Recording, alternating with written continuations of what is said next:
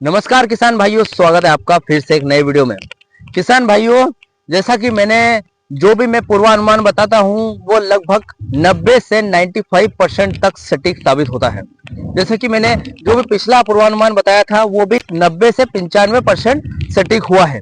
क्योंकि देखिए, कोई भी जानकारी होती है वो एक हफ्ते का जो पूर्वानुमान लगाया जाता है तो समथिंग एक हफ्ते तक ही रहता है। वो एक हफ्ते के बाद वाला जो पूर्वानुमान लगाया जाता है, जैसे कि 15 दिन की मौसम की खबरों की बात करें तो 15 दिन का कभी हम सटीक अनुमान नहीं लगा सकते हैं, क्योंकि मौसम हमेशा बदलता रहता है। तो बहुत से बहुत मैं आपको 48 से 72 घंटे या फिर 4 से 5 दिन की खबरें यहाँ पर बताता हूँ मेरे चैनल पर। इससे ज्यादा बड़ी खबरें नहीं बताई जाती, क्योंकि जो जो मौसम वो हमेशा बदलता रहता है। ठीक है, तो फिलहाल हम बात करें, फिलहाल आज 8 तारीख हो चुकी है और कल यानी कि 9 अप्रैल से लेकर 11 अप्रैल की बात करूं तो जो फिलहाल सिस्टम जम्मू कश्मीर की तरफ ऊपर यानी कि भारत के उत्तरी क्षेत्र की ओर बन रहा है, उसने अब तक काफी ज्यादा कई क्षेत्रों में, भारत के कई क्षेत्रों में, जैसे राजस्थान की बात करें, पंजाब, हरियाणा या फिर मध्य प्रदेश की बात करें तो कई क्षेत्रों में भारी ओलावृष्टि, भारी बारिश और देखा जाए तो भारी आंधी तूफान लेकर आया है।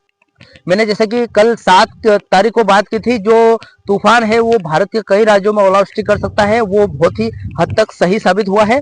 और आपको आज इस वीडियो में आईएमडी की रिपोर्ट के हिसाब से बता दूं कि कहां कहां कितने हद तक भारी बारिश, ओलावृष्टि और आंधी तूफान आए हैं, वो भी एकदम सटीकता का प्रमाण देते हुए आपको बता देता हूं। देखिए, सबसे पहले कि आईएमडी की रिपोर्ट के हिसाब से 7 से 8 अप्रैल की अगर बीच की बात करूं, राजस्थान में मैंने जैसलमेर और जयपुर की यहाँ पर बात की थी। देखिए, फिलहाल जो मैंने कहा था कि 7 अप्रैल को सिस्टम राजस्थान में प्रवेश करेगा और भारी आंधी तूफान और ओले गिरने की संभावना है। हकीकत क्या है? हकीकत यह है कि कल 7 अप्रैल को जैसलमेर, बीकानेर और जोधपुर, बाड़मेर में 60 से 70 किलोमीटर प्रति घंटा की रफ्तार से हवा चली है और साथ में भयंकर धूल भरी आंधी भी चली है। ठीक है, इसके साथ देर रात तक जयपुर, सीकर और देखा जाए तो अलवर में देखे तो गरज चमक के साथ यहाँ पर भी ओलावृष्टि दर्ज की गई है। 7 तारीख की एंट्री वाली बात एक हिसाब से देखा जाए तो 100% सटीक साबित हुई है मेरी। उसके बाद मध्य प्रदेश की बात करी थी मैंने, मालवा, निमाड़ में रेड अलर्ट जारी किया गया था और 8 अप्रैल के लिए पश्चिम मध्य प्रदेश में यहाँ पर जैसे कि इंदौर, उज्जैन और रतलाम में रेड अलर्ट जारी किया गया है। आईएमडी के हिसाब से हमने पूर्वानुमान लगाया था। तो उसकी बात करें तो हकीकत यह है कि आज 8 अप्रैल की सुबह से ही देखा जाए तो नीमच, मंदसौर, रतलाम और उज्जैन में घने बादल छाए हुए थे और देखा जाए तो अभी फिलहाल दोपहर हो चुकी है जब मैं ये वीडियो बना रहा हूँ, तो बारिश का दौर शुरू हो गया है। और इंदौर, धार और मौसम में एक हिसाब से देखा जाए तो इंदौर और धार में मौसम पूरी तरीके से बदल गया है, यानी कि पिछले 24 घंटे में इतनी हलचल देखने को मिली है। छत्तीसगढ़ की बात करते हैं, 8 अप्रैल को एक हिसाब से देखा जाए तो छत्तीसगढ़, मध्य प्रदेश से बाद ये सिस्टम छत्तीसगढ़ में जाता है। तो फिलहाल मैंने कहा था आपको कि छत्तीसगढ़ में इसका असर थोड़ी देर बाद पहुंचेगा, यानी कि 9 से 10 अप्रैल को पहुंचेगा, जो कि तारीख अभी हुई नहीं है। फिलहाल आज 8 अप्रैल हुआ है और छत्तीसगढ़ के बहुत सारे हिस्सों में मौसम अस्थिर हो गया है। लेकिन देखिए, उत्तर छत्तीसगढ़ जैसे सरगुजा संभाग की बात करूं तो बादलों की एंट्री होना शुरू हो गई है वहां पर, जैसा कि मैंने बताया है। तो फिलहाल 24 घंटे पहले जो मैंने खबर दी है वो बिल्कुल सटीक साबित हुई है। चलिए आज की खबर की ओर देख लेते हैं, जो सिस्टम बन रहा है। देखिए, सबसे पहले तो मैं मध्य प्रदेश, देखिए जो सिस्टम बन रहा है वो भारत में कहां पर है, फिलहाल कहां से कहां जाएगा, और मध्य प्रदेश, राजस्थान और छत्तीसगढ़ पर फोकस रखते हुए जिलावार नाम भी आज इस वीडियो में आपको बताने वाला हूं। सबसे पहले बादलों की स्थिति देख लेते हैं, कहां है सिस्टम फिलहाल की स्थिति में और किस दिशा की ओर बढ़ रहा है और कहां पर यहाँ पर जाने वाला है सिस्टम। ठीक है, अगले 72 घंटों में 48 से 72 घंटों की सटीक अपडेट देने वाला हूं इस वीडियो में। ठीक है, तो सबसे पहले तो स्क्रीन ऑन करके हम देख लेते हैं। देखिए, फिलहाल 8 अप्रैल हो चुका है। अभी मैं 9 से लेकर 11 अप्रैल के बीच की खबर बताऊंगा आपको, ताकि क्या है, आज का जब मैं ये वीडियो अपलोड करूंगा तब से लेकर आगे की खबर आपके लिए मान्य होगी। तो इसमें मुझे टाइम भी लगेगा, वीडियो अपलोड करते मिलते समथिंग शाम हो जाएगी मुझे, तो इसलिए यहाँ पर 8 अप्रैल को अभी बता दूं आपको। देखिए, मौसम की स्थिति थोड़ा सा जूम कर लेते हैं तो आप यहाँ पर देखेंगे जो सिस्टम है वो फिलहाल जम्मू कश्मीर, राजस्थान के कुछ इलाके, मध्य प्रदेश में भी फैला हुआ है। देखिए, बादलों की स्थिति कुछ कुछ क्षेत्र में, मध्य प्रदेश में, छत्तीसगढ़ में आवाजाही दिखाई दे रही है। जैसे सिस्टम का अगर हम खतरनाक प्रभाव देखें तो जम्मू कश्मीर से लेकर उत्तर प्रदेश और जो उत्तरी भारत के उत्तरी क्षेत्र है, भारत के पश्चिम, उत्तर और पूर्वी क्षेत्र है। ठीक है, जो उत्तरी क्षेत्र है जहां पर सबसे ज्यादा मौसम का यहाँ पर दबाव दिख रहा है वो सारे उत्तरी क्षेत्र है, उत्तरी राज्य है। ठीक है, तो देखा जाए तो मध्य प्रदेश और राजस्थान से क्लियर हो रहा है 8 अप्रैल के दिन। अभी 9 अप्रैल की ओर इसको बढ़ाते हैं। तो अभी आप देख सकते हो यहाँ पर राजस्थान लगभग पूरी तरीके से क्लियर हो गया है। कुछ कुछ जगह पर बादल वगैरह देखने को मिलेंगे। और ये जो सिस्टम है इसकी मूवमेंट जारी है उत्तर भारत के उत्तरी और पूर्वी क्षेत्र की तरफ। ठीक है, तो एक हिसाब से देखा जाए तो मध्य प्रदेश में भी मौसम साफ होने लगेगा और छत्तीसगढ़ के कई इलाकों में यहाँ पर भारी आंधी तूफान, बारिश और ओलावृष्टि हो सकती है। ठीक है, 10 तारीख की ओर इस मैप को लेकर चलते हैं। तो भारत में देखिए पूरी तरीके से मौसम साफ हो गया है। ऐसा तो नहीं बोलूंगा कि पीछे से कोई तूफान नहीं आएगा, लेकिन पीछे से एक और सिस्टम बन रहा है जो कि पाकिस्तान के ऊपर हमें नजर आ रहा है, लेकिन इसमें ये बहुत ही हल्का है, पिछले सिस्टम की तुलना में काफी हल्का है। तो देखा जाए तो यहाँ पर कोई भारी बारिश, ओलावृष्टि की संभावना नहीं रहेगी, विशेषकर मध्य प्रदेश, छत्तीसगढ़ या फिर राजस्थान की बात करें तो 11 अप्रैल की ओर लेकर चलते हैं। देखिए यहाँ पर 11 अप्रैल को भी ये जो सिस्टम है जम्मू कश्मीर से होता हुआ निकल जाएगा। राजस्थान के कुछ एक इलाके यहाँ पर देखिए घड़ी के उल्टे सर्कुलेशन की दिशा में आ रहे हैं, लेकिन यहाँ पर भी कुछ जगह छिटपुट वर्षा हो सकती है, वरना नहीं होगी। ठीक है, तो ये यहाँ पर मैप मैंने दिखा दिया है। अब हम चलते हैं जिलावर नाम की ओर। राजस्थान में ये सिस्टम आज यानी कि 8 से 9, 10 और 11 अप्रैल को क्या क्या दिक्कतें करने वाला है वो देख लेते हैं। देखिए सबसे ज्यादा फोकस रखना 9 से 11 अप्रैल के बीच में फोकस रखूंगा। सबसे पहले राजस्थान, मध्य प्रदेश और छत्तीसगढ़ के जिलावार नाम बता देता हूं। अगले 48 घंटों की अगर बात करूं, आईएमडी के रिपोर्ट के हिसाब से 48 से 72 घंटे में यानी कि 9 से 11 अप्रैल को देखा जाए तो ये जो सिस्टम है मध्य प्रदेश में सक्रिय है अभी भी फिलहाल देखा जाए तो। अब ये पूर्व की ओर बढ़ रहा है, छत्तीसगढ़ और पूर्वी भारत में जो भी राज्य है उसकी तरफ खिसक रहा है। 9 से 11 अप्रैल में पूरे जिलावार रिपोर्ट बता देता हूं। मध्य प्रदेश की बात करते हैं।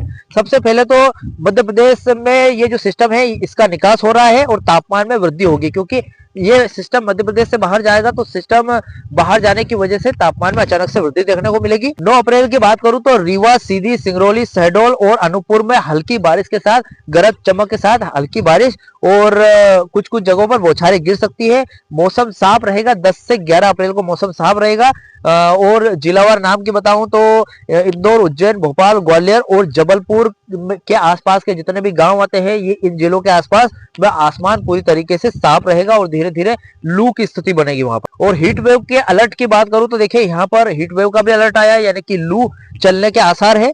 आईएमडी की रिपोर्ट के अनुसार 10 अप्रैल से जो पश्चिमी एमपी है यानी कि इंदौर और उज्जैन संभाग में तापमान 3 से 5 डिग्री सेल्सियस तक बढ़ेगा, जिससे भीषण गर्मी का आपको सामना करना पड़ सकता है। छत्तीसगढ़ की बात करूं क्योंकि अब ये सिस्टम मध्य प्रदेश से निकलकर छत्तीसगढ़ की ओर जा रहा है, तो 9 अप्रैल को एक हिसाब से देखा जाए तो छत्तीसगढ़ पे सबसे आक्रामक होने वाला है। सिस्टम अब छत्तीसगढ़ के ऊपर है और फिलहाल सक्रिय है। देखा जाए तो भारी बारिश और आंधी तूफान की बात करूं तो 9 अप्रैल के दिन सरगुजा संभाग में कोरिया, सूरजपुर, बलरामपुर, सरगुजा और जसपुर इन 5 जिलों में और भारी बारिश और आंधी देखने को मिलेगी। बिलासपुर संभाग की बात करूं तो मुंगेली, बिलासपुर और कोरबा और रायगढ़ ये 4 जिलों में भी यहाँ पर 40 से 50 किलोमीटर प्रति घंटा की रफ्तार चल सकती है। हवाओं की बात करूं तो बिजली गिरने की बहुत ही ज्यादा संभावना है।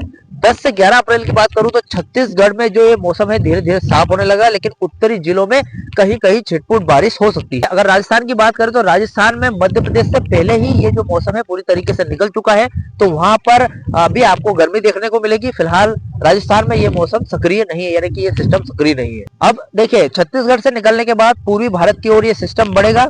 9 से 11 अप्रैल को आईएमडी की रिपोर्ट के हिसाब से मध्य प्रदेश और छत्तीसगढ़ से निकलने के बाद ये कुछ राज्यों में तबाही मचा सकता है, जैसे कि बिहार और झारखंड की बात करूं तो 9 से 10 अप्रैल को यहाँ भारी ओलावृष्टि देखने को मिलेगी।